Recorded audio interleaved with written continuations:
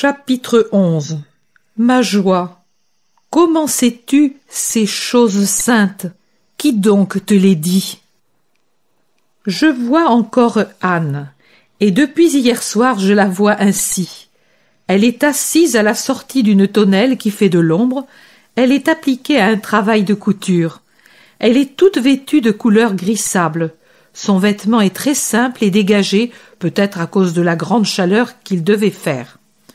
Au bout de la tonnelle, on aperçoit des faucheurs qui coupent le foin. Mais ce ne doit pas être pourtant par le foin de la première coupe, car le raisin est en train de prendre une couleur d'or. Et un gros pommier montre, à travers un feuillage sombre, ses fruits qui sont en train de prendre une coloration claire comme une cire jaune et rouge.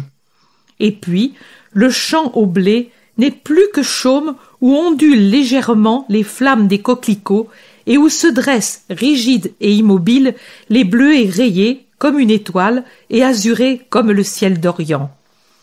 De la tonnelle ombragée arrive une Marie toute petite, mais déjà vive et assurée. Sa démarche ne connaît pas d'hésitation, et ses sandalettes blanches ne trébuchent pas au milieu des pierres. Elle commence déjà d'avoir sa douce démarche légèrement ondulante de colombe. Elle est toute blanche, comme une petite colombe, dans un petit vêtement de lin qui lui descend jusqu'aux chevilles, ample et ajusté au cou par un cordonnet bleu ciel, avec des petites manches courtes qui laissent voir ses avant-bras roses et grassouillés. Avec ses cheveux soyeux de couleur claire comme le miel, pas trop frisés mais ondulant légèrement, et qui se terminent en boucle, ses yeux de ciel, son doux visage un peu rose et souriant, on dirait un petit ange. Et même la brise qui entre par les larges manches et gonfle aux épaules son vêtement de lin contribue à lui donner l'aspect d'un petit ange aux ailes à demi ouvertes pour le vol. Elle a aux mains des coquelicots et des bleuets et d'autres fleurettes qui poussent au milieu des blés, mais dont je ne connais pas le nom. Elle marche, et quand elle est tout près de sa mère, elle pique une courte course. Elle pousse un cri joyeux, et comme une petite tourterelle, arrête son vol au genou maternel qui s'écarte un peu pour la recevoir. À ce moment, la mère a mis de côté son travail pour que l'enfant ne se pique pas, et elle a tendu les bras pour l'embrasser. La vision s'arrête ici la veille au soir. Ce matin, elle recommence et continue de cette façon. « Maman, maman !» La petite tourterelle blanche est blottie dans le nid des genoux maternels avec ses petits pieds sur l'herbe courte et son petit visage sur le sein maternel. On ne voit plus que l'or clair de sa chevelure sur la petite nuque et Anne s'incline pour la baiser avec amour. Puis la tourterelle lève sa tête et donne les fleurs à sa mère. Elles sont toutes pour la maman et pour chaque fleur, elle raconte une histoire qu'elle a imaginée. Cette grande fleur couleur d'azur, c'est une étoile qui est descendue du ciel pour apporter à sa maman le baiser du Seigneur. Voilà qu'elle la serre sur son cœur, cette petite fleur céleste. Elle y trouvera le goût de Dieu. Mais cette autre, d'un azur plus pâle, comme sont les yeux du papa, porte inscrit sur ses feuilles que le Seigneur aime beaucoup son papa à cause de sa bonté. Et cette petite, toute petite, l'unique trouvée, c'est un myosotis, c'est celui que le Seigneur a fait pour dire à Marie qu'il l'aime beaucoup. Et ces rouges, maman le sait-elle, que sont-ils? Ce sont des morceaux du vêtement du roi David, trempés dans le sang des ennemis d'Israël et semés sur le champ de bataille et de victoire. Ils sont nés de ces morceaux même de l'habit royal déchiré dans le combat héroïque pour le Seigneur. Mais pour celle-là, blanche et gentille, qui paraît faite de 7 coupes soyeuses qui regardent le ciel, pleines de parfums, et qui est née là, près de la source, c'est papa qui l'a cueillie, pour elle, au milieu des épines. Elle est faite avec l'habit qu'avait le roi Salomon lorsque le même mois où sa petite nièce était née, il y a tant d'années, oh combien d'années, tant d'années auparavant, lui, dans la blanche splendeur de ses vêtements, il marcha devant la multitude d'Israël, devant l'arche et le tabernacle, et jubila à cause de la nuée retournée à environner sa gloire, et entonna le chant et la prière de sa joie. Je veux être toujours comme cette fleur, et comme le sage roi, je veux chanter toute ma vie un chant et une prière devant le tabernacle, acheva de dire la petite bouche de Marie. Ma joie, comment sais-tu ces choses saintes? Qui te les a dites? Ton père? Non, je ne sais qui c'est. Il me semble de les avoir toujours sues. Mais peut-être c'est quelqu'un qui me les dit et que je ne vois pas. Peut-être un des anges que Dieu charge de parler aux hommes qui sont bons. Maman, m'en racontes-tu encore? Oh, ma fille, quelle histoire veux-tu encore savoir? Marie pense, sérieuse et recueillie. Il faudrait la peindre pour en éterniser l'expression. Sur le petit visage enfantin se reflète l'ombre de ses pensées, sourire et soupir, rayons de soleil et ombre des nuages, en pensant à l'histoire d'Israël. Puis elle choisit. Encore la parole de Gabriel à Daniel, où le Christ est promis. Et elle écoute, les yeux fermés, répétant lentement les paroles que sa mère a dites, comme pour s'en mieux rappeler. Quand Anne termine, elle demande « Combien de temps faut-il encore pour avoir l'Emmanuel » ? 30 années environ, chérie. Que de temps encore, et je serai au temple. Dis-moi, si je priais tant, jour et nuit, nuit et jour, et que dans ce but je ne voudrais être que de Dieu toute la vie, l'Éternel me ferait-il la grâce de donner avant le Messie à son peuple? Je ne sais pas, mon aimé. Le prophète a dit 70 semaines. Je crois que la prophétie ne ment pas, mais le Seigneur est si bon, se hâte d'ajouter Anne en voyant s'emperler d'une larme le cil d'or de sa petite. Je crois que si tu priais tant, il t'exaucera. Le sourire revient sur le petit visage légèrement levé vers sa mère, et un éclair de soleil qui passe entre deux pampres fait briller des pleurs déjà arrêtés, comme seraient les gouttelettes de rosée suspendues aux tiges très fines de mousse alpin. Et alors, je prierai et me ferai vierge pour cela. Mais sais-tu ce que cela veut dire? Cela veut dire ne pas commettre d'amour d'homme, mais seulement de Dieu. Cela veut dire n'avoir de pensée que pour le Seigneur. Cela veut dire rester enfant dans sa chair et ange dans son cœur. Cela veut dire n'avoir Dieu que pour regarder Dieu, d'oreilles que pour l'écouter, de bouche que pour le louer, de mains que pour s'offrir en hostie, des pieds que pour le suivre rapide, de cœur et de vie que pour les lui donner. Bénis-toi. Mais alors, tu n'auras jamais d'enfant, toi qui aimes tant les petits et les agneaux et les petites tourterelles. Sais-tu, un enfant pour une femme est comme un petit agneau blanc et frisé, ou comme une petite colombe au plumage de soie et au bec de corail que l'on peut aimer, couvrir de baisers, et qu'on entend vous dire « Maman ». N'importe, je serai de Dieu, au temple je prierai, et peut-être un jour je verrai l'Emmanuel. La Vierge qui doit être sa mère, comme dit le grand prophète, doit être déjà née, et elle est au temple. Je lui serai compagne et servante. Oh oui, si je pouvais la connaître par lumière divine, je voudrais la servir, cette bienheureuse. Et puis, elle me porterait son fils, m'emmènerait à son fils, et je le servirai. Lui aussi. Pense, maman, servir le Messie. Marie est surexaltée à cette pensée qui la sublimise et l'anéantit à la fois.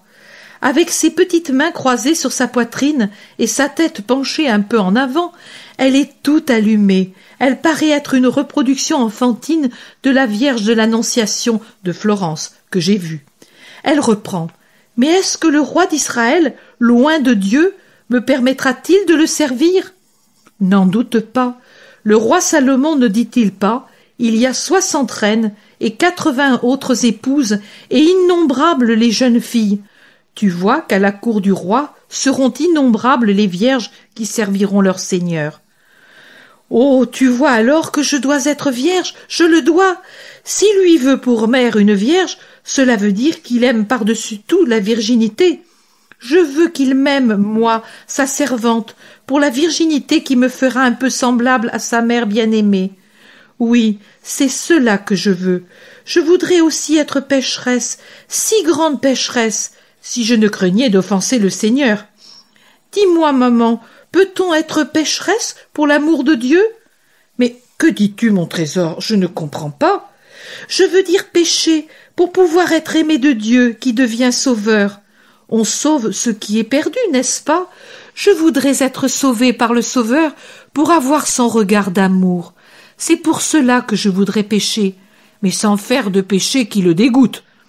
Comment peut-il me sauver si je ne me perds? Anne est abasourdie. Elle ne sait plus quoi dire. Joachim vient à son secours en marchant sur l'herbe. Il s'était approché sans bruit derrière la haie des petits plants de vigne. Il t'a aimé auparavant, parce qu'il sait que tu l'aimes et veut n'aimer que lui seul. C'est pour cela que tu es déjà rachetée et que tu peux être vierge comme tu le veux, dit Joachim. Vraiment, mon père? Marie se serre à ses genoux et le regarde avec les claires étoiles de ses yeux, si semblables à ceux de son père et si heureuse de l'espérance que son père lui donne. En vérité, petit amour, regarde, je t'ai apporté ce petit passereau qui a fait son premier vol près de la fontaine. J'aurais pu le laisser aller, mais ses faibles ailes et ses pattes trop grêles n'avaient pas assez de force pour le soulever à nouveau et le retenir sur les pierres glissantes de la margelle. Il serait tombé dans l'eau. Je n'ai pas attendu que ce malheur se produise. Je l'ai pris et je te le donne. Tu en feras ce que tu voudras. En effet, il a été sauvé avant d'encourir le danger. C'est la même chose que Dieu a fait avec toi. Maintenant, dis-moi, Marie, ai-je aimé le passereau en le sauvant avant qu'il ne tombe, ou bien l'aurais-je aimé davantage en le tirant du danger après la chute? C'est maintenant que tu l'as le mieux aimé, n'ayant pas permis qu'il périsse dans l'eau froide. Eh bien, Dieu t'a aimé davantage, car il t'a sauvé avant que tu ne pèches. Et moi alors, je l'aimerai de toutes mes forces, joli petit passereau, je serai comme toi. Le Seigneur nous a aimés semblablement en nous faisant cadeau du salut. Maintenant, je te soignerai et puis je te laisserai aller.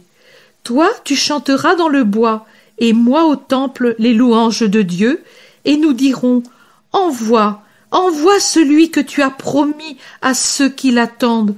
Ô mon papa, quand me conduiras-tu au temple ?» Bientôt, ma perle. Mais cela ne te fit-il pas de la peine de laisser ton père? Tellement. Mais tu viendras. Et puis si cela ne faisait pas mal, quel sacrifice serait-il? Et tu te rappelleras de nous? Toujours. Après la prière pour l'Emmanuel, je prierai pour vous. Que Dieu vous donne joie et longue vie jusqu'au jour où lui sera sauveur. Puis je lui dirai qu'il vous prenne et vous emmène à la Jérusalem du ciel. La vision disparaît avec l'image de Marie que Joachim serre dans ses bras. Chapitre 12. Le Fils n'aurait-il pas mis sur les lèvres de sa mère sa propre sagesse? Jésus dit: J'entends déjà les commentaires des maîtres de la chicane. Comment une enfant qui n'a pas encore 3 ans peut-elle parler ainsi? C'est une exagération. On ne réfléchit pas qu'on fait de moi un phénomène en attribuant à mon enfance la conduite de l'âge adulte. L'intelligence ne vient pas à tous de la même façon et au même âge. L'Église a fixé à 7 ans l'âge de la responsabilité parce que c'est l'âge où un enfant, même retardé, peut distinguer, au moins d'une façon rudimentaire, le bien et le mal. Mais il y a des enfants qui, bien plus tôt, peuvent discerner, se proposer et vouloir avec une raison déjà suffisamment développée. Les petites Imelde Lambertini, Rose de Viterbe, Nelly Organ, Nénolina vous donnent un exemple probant, ô docteurs exigeants, pour amener à croire que ma mère ait pu penser et parler ainsi. Je n'ai pris que 4 noms au hasard parmi des milliers d'enfants saints qui peuplent mon paradis, après avoir raisonné comme des adultes sur la terre pendant plus ou moins d'années. Qu'est-ce que la raison? Un don de Dieu. Dieu peut l'accorder dans la mesure qu'il veut, à qui il veut et quand il veut la donner. La raison est aussi une des choses qui nous font le plus ressembler à Dieu. Esprit doué d'intelligence et de raison. La raison et l'intelligence furent des dons gratuits accordés à l'homme au paradis terrestre. Et comme elles étaient vivantes quand la grâce vivait encore intacte et active dans l'esprit des deux premiers parents. Dans le livre de Jésus ben Sira, il est dit « Toute sagesse vient du Seigneur Dieu, et elle a été toujours avec lui, même avant tous les siècles. » Quelle sagesse auraient donc possédé les hommes s'ils étaient restés des fils à Dieu? Vos lacunes dans l'intelligence sont le fruit naturel de votre déchéance, en fait de grâce et d'honnêteté. Et perdant la grâce, vous avez éloigné pour des siècles la sagesse. Comme un météore qui se cache à l'intérieur d'une nébulosité gigantesque, la sagesse ne vous est plus arrivée avec des nets reflets, mais à travers des obscurités que vos prévarications rendent toujours plus épaisses. Puis est venu le Christ, et il vous a rendu la grâce, don suprême de l'amour de Dieu.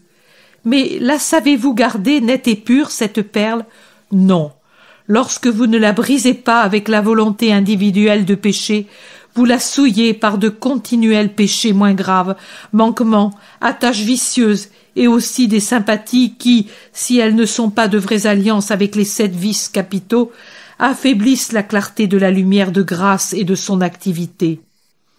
Vous avez ensuite, pour assombrir la magnifique clarté de l'intelligence que Dieu avait donnée aux premiers parents, des siècles et des siècles de corruption qui ont exercé leur action délétère sur les forces corporelles et les facultés intellectuelles. Mais Marie n'était pas seulement la pure, la nouvelle Ève recréée pour la joie de Dieu. C'était la super Ève, le chef-d'œuvre du Très-Haut. C'était la pleine de grâce. C'était la mère du Verbe dans la pensée de Dieu.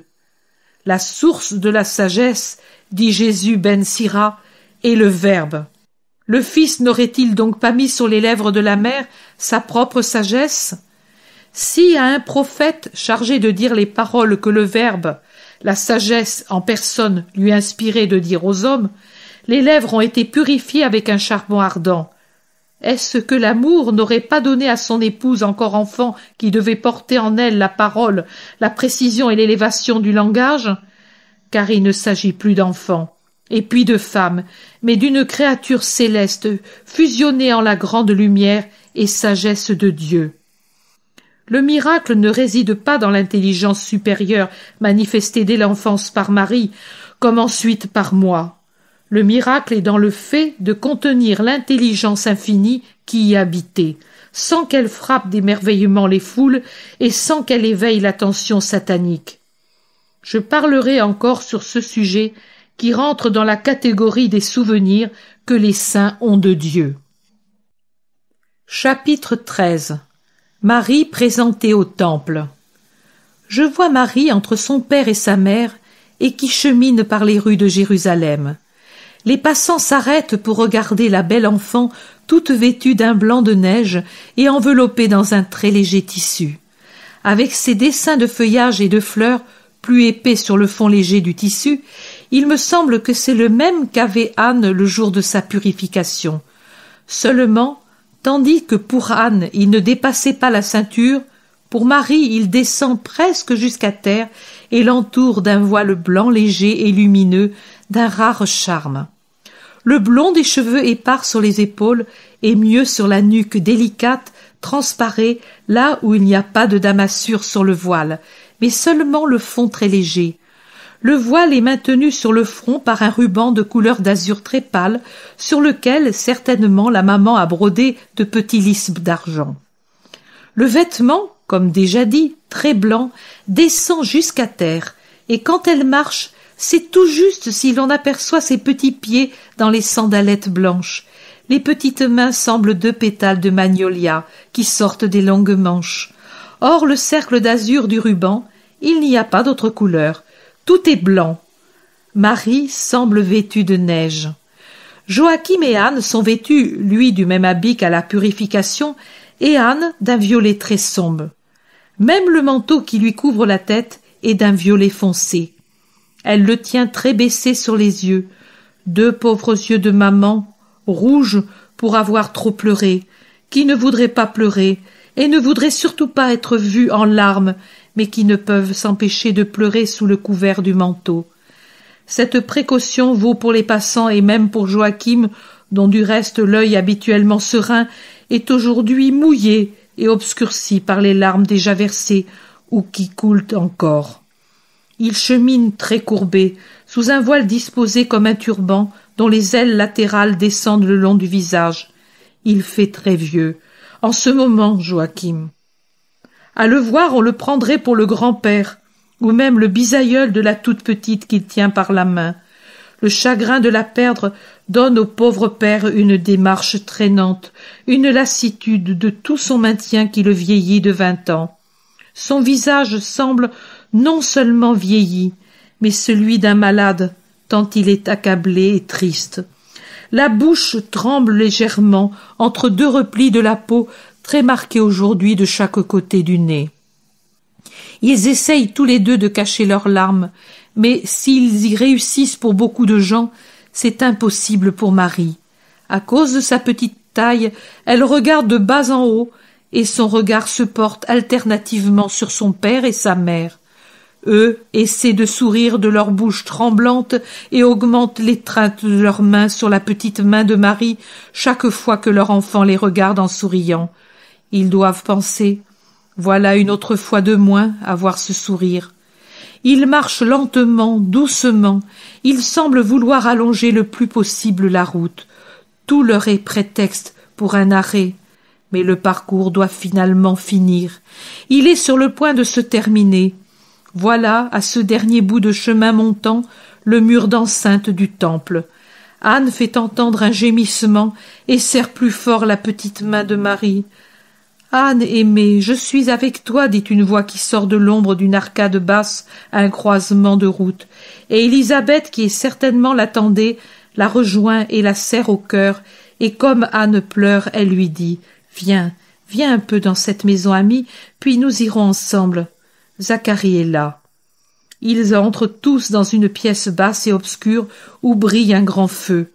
La maîtresse, une amie certainement d'Élisabeth, mais inconnue de Anne, se retire par politesse pour laisser libre le petit groupe. « Ne crois pas que je me sois repentie ou que je donne à regret mon trésor au Seigneur, » explique Anne à travers ses larmes. « Mais c'est le cœur. Oh, mon cœur, quelle souffrance il éprouve, mon vieux cœur qui va retourner à sa solitude de mère sans enfant. Si tu le sentais. » « Je le comprends, mon Anne, mais tu es bonne et Dieu te réconfortera dans ta solitude. Marie priera pour que Dieu donne la paix à sa mère, n'est-ce pas ?» Marie caresse les mains maternelles et les baise. Elle se les passe sur le visage pour en être caressée, et Anne serre entre ses deux mains ce petit visage et le baise, le baise. Elle ne lui a pas encore donné assez de baisers. Zacharie entre et salue. « Au juste la paix du Seigneur. » « Oui, dit Joachim, demande pour nous la paix, car notre cœur tremble de l'offrir. C'est comme l'offrande d'Abraham quand il gravissait la montagne, et nous trouverons pas une autre offrande pour acheter celle-là. Nous ne le voudrions pas parce que nous sommes fidèles à Dieu. Mais nous souffrons, Zacharie, prêtre de Dieu. Comprends-nous et ne te scandalise pas. » « Jamais. Au contraire, votre douleur qui sait ne pas dépasser les bornes de ce qui est permis et vous porter à l'infidélité m'enseigne à aimer le Très-Haut. Mais ayez confiance. La prophétesse Anne aura grand soin de cette fleur de David et d'Aaron. En ce moment, c'est l'unique lys de sa descendance sainte que David est au temple. On en prendra soin comme d'une perle de roi. Bien que le temps vient à son terme et les mères de la descendance de David devraient avoir souci de consacrer leur fille au temple, puisque c'est d'une vierge de la race de David que sortira le Messie à cause de la diminution de la foi, les places réservées aux vierges sont vides. Il y en a trop peu au temple, et de race royale, aucune depuis qu'on est sorti, il y a maintenant 3 ans, Sarah d'Élysée qui s'est mariée. Il est vrai qu'il manque encore 6 lustres pour arriver à l'époque, Mais, eh bien, espérons que Marie sera la première de plusieurs vierges davidiennes devant le voile sacré. Et puis, qui sait? Zacharie n'ajoute rien d'autre, mais pensif, il regarde Marie. Puis il reprend. Moi aussi je veillerai sur elle. Je suis prêtre et j'ai mes entrées. J'en profiterai pour cet ange. Et Élisabeth viendra souvent la voir. Oh, pour sûr, j'ai grand besoin de Dieu, et je viendrai le dire à cet enfant pour qu'elle le dise à l'Éternel. À l'Éternel. À l'Éternel. Anne a repris son courage. Élisabeth, pour la remonter encore plus, lui demande « N'est-ce pas ton voile d'épouse, ou bien as-tu filé du nouveau byssus ?»« C'est mon voile, je le consacre avec elle au Seigneur. Je n'y vois plus clair, et puis les ressources ont bien diminué à cause des impôts et des revers de fortune. Je ne pouvais faire de lourdes dépenses. J'ai seulement préparé un riche trousseau pour son séjour à la maison de Dieu et pour après. Parce que je pense que ce ne sera pas moi qui l'habillerai pour ses noces, et je veux que ce soit toujours la main de sa maman, même froide et inerte, qui la pare pour son mariage et lui file les linges et les vêtements d'épouse. Oh, pourquoi ces tristes pensées? Je suis vieille, cousine. Jamais, comme sous le poids de cette douleur, je ne l'avais ressentie. Les dernières forces de ma vie, je les ai données à cette fleur, pour la porter et la nourrir. Et maintenant, la douleur de la perdre souffle sur ses dernières forces et les dissipe. Il ne faut pas parler comme ça à côté de Joachim. Tu as raison, je penserai à vivre pour mon homme. Joachim a fait semblant de ne rien entendre, attentif envers Zacharie. Mais il a entendu et pousse un profond soupir, les yeux mouillés de larmes. Nous sommes exactement entre la 3e et la 6e heure. Je crois que ce serait le moment d'aller, dit Zacharie.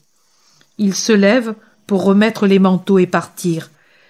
Mais avant de sortir, Marie s'agenouille sur le seuil, bras ouverts. Un petit chérubin qui implore « Père, Mère, votre bénédiction !» Elle ne pleure pas, la courageuse petite, mais ses petites lèvres tremblent et la voix brisée par un sanglot retenu a plus que jamais le gémissement tremblant de la tourterelle.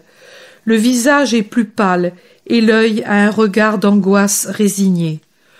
Plus fort jusqu'à devenir insoutenable, sans en souffrir profondément, je le verrai au calvaire et au sépulcre. Les parents la bénissent et la baisent, 1, 2, 10 fois.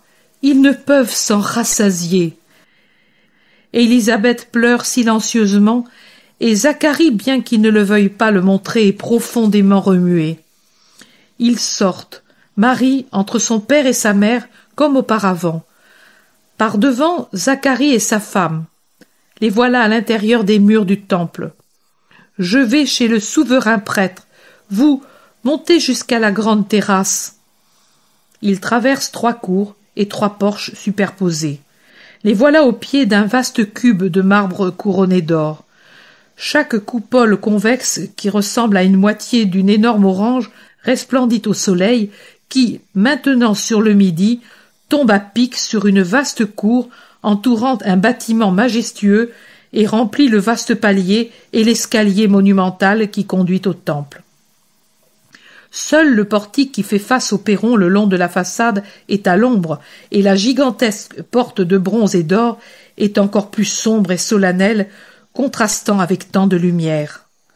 Marie paraît encore plus comme neige sous ce grand soleil. La voilà au pied de l'escalier, entre son père et sa mère, comme le cœur doit leur battre à tous les 3. Élisabeth est à côté d'Anne, mais un peu en retrait d'un demi-pas. Un son de trombe argentin et la porte tourne sur ses gonds. On dirait le son d'avertissement d'une cithare pendant que la porte tourne sur les sphères de bronze. L'intérieur du temple apparaît avec ses lampes au fond et un cortège s'avance vers la porte venant de l'intérieur. Un cortège majestueux avec sonnerie de trompettes d'argent, nuages d'encens et de lumière. Le voilà au seuil. En avant, celui qui devait être le souverain prêtre, un vieillard solennel, vêtu de lin très fin, et par-dessus ce premier vêtement, une tunique plus courte de lin aussi, et par-dessus encore une sorte de chasuble, quelque chose d'intermédiaire entre la chasuble et l'habit des diacres multicolorés. Pourpre et or, violet et blanc s'y alternent et brillent comme des gemmes au soleil. 2 gemmes authentiques, par-dessus tout cela, brillent encore plus vivement à la hauteur des épaules. Ce sont peut-être des boucles avec leurs chatons précieux. Sur la poitrine, une large plaque tout étincelante de gemmes soutenue par une chaîne d'or. Des pendentifs et autres ornements brillent en bas de la tunique courte et l'or éclate sur le front à la partie supérieure d'une coiffure qui me rappelle celle des prêtres orthodoxes, leur mitre arrondi au lieu d'être pointu comme celle des catholiques. Le solennel personnage avance seul, en avant, jusqu'au commencement du perron, dans la lumière dorée du soleil qui le rend encore plus splendide. Les autres attendent, rangés en cercle, en dehors de la porte, sous le portique ombragé. À gauche, il y a un groupe de jeunes filles en vêtements blancs, avec la prophétesse Anne et d'autres femmes âgées, certainement des maîtresses. Le souverain prêtre a regardé la petite et sourit. Elle devait lui paraître bien petite au pied de ce perron digne d'un temple égyptien. Il lève en priant les bras au ciel. Tous baissent la tête comme anéantis devant la majesté sacerdotale, en communion avec la majesté éternelle. Puis, voilà, un signe à Marie, et elle se sépare de son père et de sa mère, et elle monte, comme fascinée, elle gravit les marches. Elle sourit à l'ombre du temple, là où descend le voile précieux. Elle est au haut du perron, au pied du souverain prêtre, qui lui pose les mains sur la tête. La victime est agréée. Quelle hostie plus pure avait jamais vu le temple? Puis il se retourne et lui mettant la main sur l'épaule, comme pour la conduire à l'autel, elle, l'agnelle sans tache, il l'amène vers la porte du temple. Avant de la faire entrer, il lui demande « Marie de David, est-ce ton vœu ?» Un oui argentin lui répond. Il s'écrie « Entre alors, marche en ma présence, et sois parfaite. » Et Marie entre, et l'ombre l'engloutit, puis le groupe des vierges et des maîtresses, suivi de celui des Lévites, la dérobe toujours plus, la sépare. Elle n'y est plus. Maintenant, avec un son harmonieux, la porte roule sur ses gonds. Une ouverture de plus en plus étroite laisse voir le cortège qui se dirige vers le Saint. Maintenant, ce n'est plus qu'une fente, puis plus rien, c'est la clôture. Au dernier accord des gonds sonores répond un sanglot des 2 vieillards et un cri unique « Marie, fille !» Et puis 2 gémissements qui s'entrecroisent « Anne, Joachim !» Et il conclut « Rendons gloire au Seigneur qui la reçoit dans sa maison et la conduit sur sa route. » Et tout finit ainsi. Chapitre 14. L'Éternelle Vierge n'a eu qu'une seule pensée, adresser vers Dieu son cœur. Jésus dit, le souverain prêtre avait dit, marche en ma présence et sois parfaite. Le souverain prêtre ne savait pas qu'il parlait à la femme, qui pour la perfection n'était inférieure qu'à Dieu seul, mais il parlait au nom de Dieu, et pour cette raison sacrée était l'ordre qu'il donnait. Toujours sacré, mais spécialement pour celle qui était la pleine de sagesse. Marie avait mérité que la sagesse la prévînt et se montra à elle tout d'abord parce que, dès le commencement de sa journée, elle avait veillé à sa porte et désirant s'instruire pour amour, elle voulait être pure pour obtenir l'amour parfait et mériter d'avoir la sagesse pour maîtresse.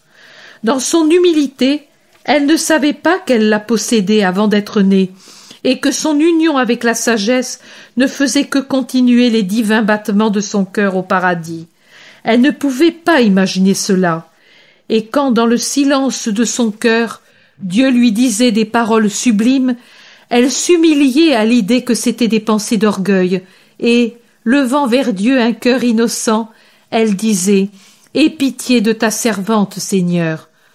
Oh, vraiment, la vraie sage, l'éternelle Vierge n'a eu qu'une seule pensée dès l'aube de sa journée, adresser vers Dieu son cœur dès le matin de sa vie et veiller pour le Seigneur en priant en présence du Très-Haut, demandant pardon pour la faiblesse de son cœur, comme son humilité le lui suggérait de croire, ne sachant pas qu'elle anticipait les demandes de pardon pour les pécheurs qu'elle ferait plus tard au pied de la croix, en même temps que son Fils mourant. Quand plus tard le grand Seigneur le voudra, elle sera remplie de l'esprit d'intelligence et comprendra alors sa sublime mission.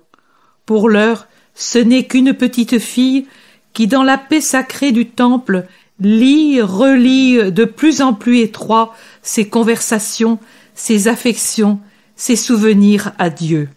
Ceci pour tout le monde. Mais pour toi, petite Marie, le Maître n'a-t-il rien de particulier à te dire? Marche en ma présence, et sois pour cela parfaite. Je change légèrement la phrase sacrée, et je t'en fais un ordre. Parfaite dans l'amour, parfaite dans la générosité, parfaite dans la souffrance. Regarde une fois de plus la maman, et médite sur ce que beaucoup ignorent ou veulent ignorer, parce que la douleur est chose trop désagréable à leur palais et à leur esprit. La douleur, Marie l'a possédée dès les premières heures de sa vie. Être parfaite comme elle l'était, c'était posséder aussi une parfaite sensibilité. Pour cela, plus vive devait être la douleur du sacrifice, mais pour cela aussi, il était plus méritoire. Qui possède la pureté possède l'amour. Qui possède l'amour possède la sagesse. Qui possède la sagesse possède la générosité et l'héroïsme, parce qu'il sait pour qui il se sacrifie. Élève ton esprit, même si la croix te courbe, te brise, te tue, Dieu est avec toi. Chapitre 15. Mort de Joachim et d'Anne.